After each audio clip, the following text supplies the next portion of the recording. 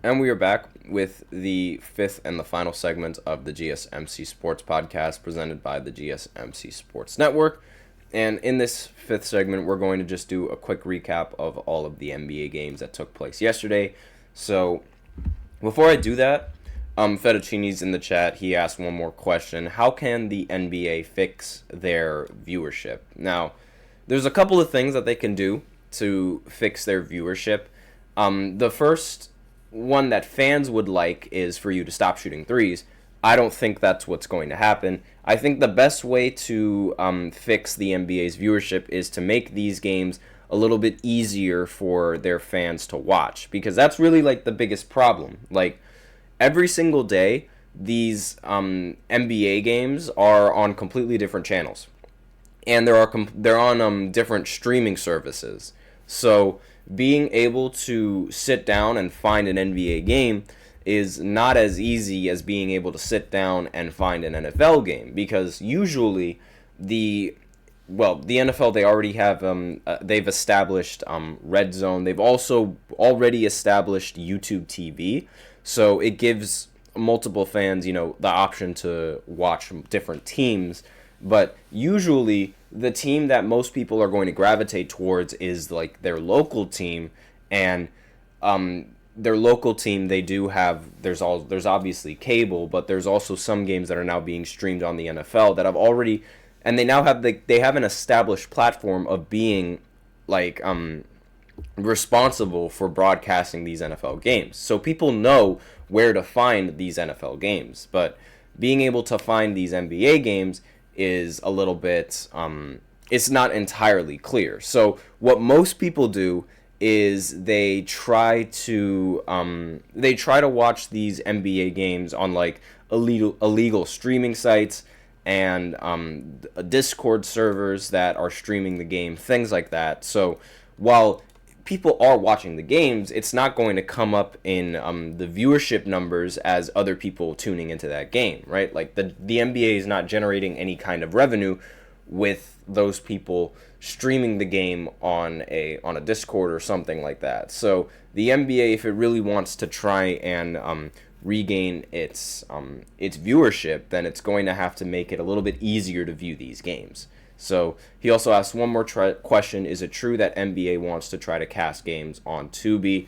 I'm pretty sure they've already started doing that. And they're planning on broadcasting NBA games on practically every single streaming service, at least one throughout there's going to be at least one game every single day of the week that's going to be on a streaming service, whether it be Peacock, whether it be Amazon Prime, whether it would be Paramount Plus, something like that. There's at least going to be one game after the after the NFL season concludes, excuse me.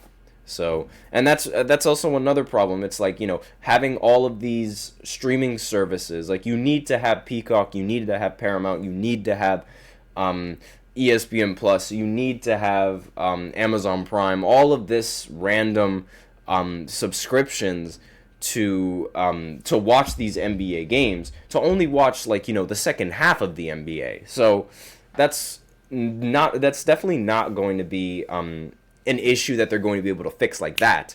But they're going to have to establish you can make your own NFL Red Zone, something that's around that popularity, market it to be that popular, where it's like, oh, this is the number one streaming service to watch these NBA games, blah blah blah. If you do that, then you're probably going to gain some viewership, because people are actually going to be able to tune into these games using their own TV and not someone else's. So that's my thought. Again, it's easier said than done, and it's way more complicated than what I just said. I'm sure there's way more steps that need to be put into place before that. So, first game that we have on this recap, the Pacers, they ended up beating the Pistons 111-110. And, it seems like the Pacers are back on track into winning, but again, the Pistons are not a very good team. Tim Hardaway Jr. had 25 points. Jalen Duren had 17 points and 17 rebounds. On the Pacers side, Miles Turner had 28, and Pascal Siakam had 26, 7, 7, and 4. So, pretty solid game from the Pacers and a pretty solid game from the Pistons, but The scoreboard would have you think that it was a blowout. And in this Wizards matchup, the Suns, they ended up beating the Wizards by 7 points. Devin Booker had 37, Kevin Durant had 23, Grayson Allen had 21, and no Bradley Beal in this one. But again, it was clearly enough to beat this Washington team who was just absolutely terrible. Alexander Czar had 16 points, Jordan Poole had 18 points, but again, it just wasn't enough. Even with Kaishan George's 24 points coming off the bench, it was not enough. Now, the Cavs, they ended up losing to the Thunder 134 to 114. SGA had 40 points in this one with 8 assists. Jalen Williams had 19 points. Lou Dort had 22 points. And this is the 6th loss of the Cavs in this entire season. And with this loss, they are now tied with the Thunder in record. So I expect the Thunder to end up being ranked number 1 in the NBA power rankings going into next week. Garland had 20 points. Donovan Mitchell only had 8 points in this one, which is very lackluster. He shot 3 for 15 from the field and is the biggest reason why the Cavs ended up losing. The Clippers, they ended up beating the Portland Trailblazers 118 to 89. Norman Powell had 23. James Harden had 19. No Kawhi Leonard in this one. As we know, his main priority is defending his home in Los Angeles because there's a bunch of fires and stuff going on over there.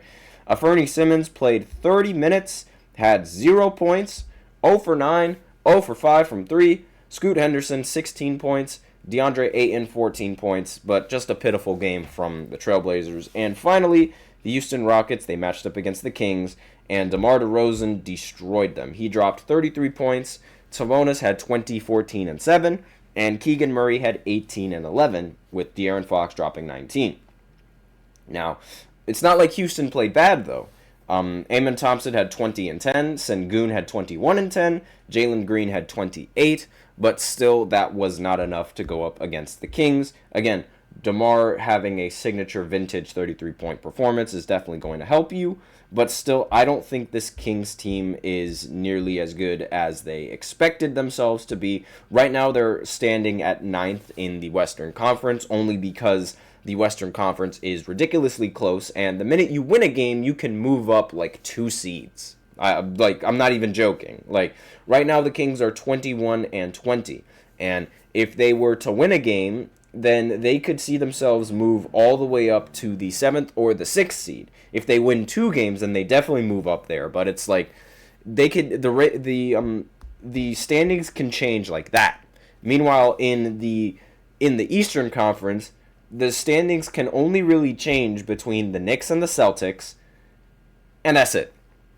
And those are the only top 2 teams that can actually legitimately change their standings. But the Bucks, the Magic, the Pacers, the Hawks, and the Heat, they could also change their standings, but like it's not nearly like the gap between the 2nd seed and the 4th seed, and the gap between the 3rd seed and the 4th seed, they're not nearly as big as the gap between the 3rd and 4th seed in the West, as we know.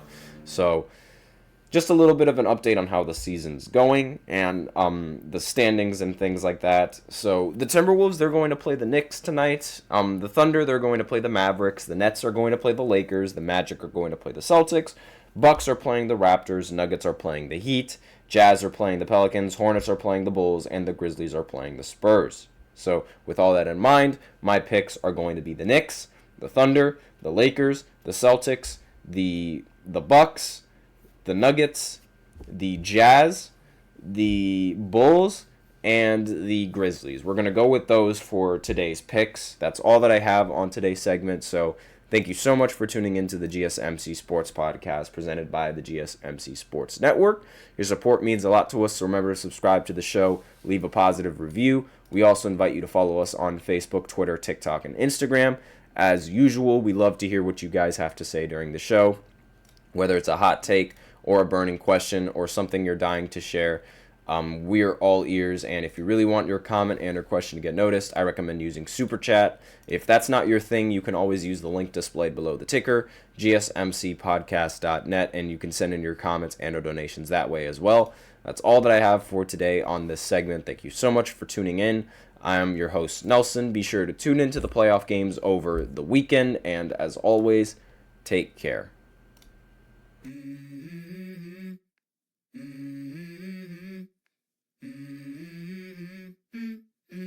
Let's go. I wake up to a little bit of drool on my pillow, feel like it's gonna be a bad day. Yeah, I'm tired of shit, and the coffee ain't hit yet. Damn, ain't that great. I don't wanna go.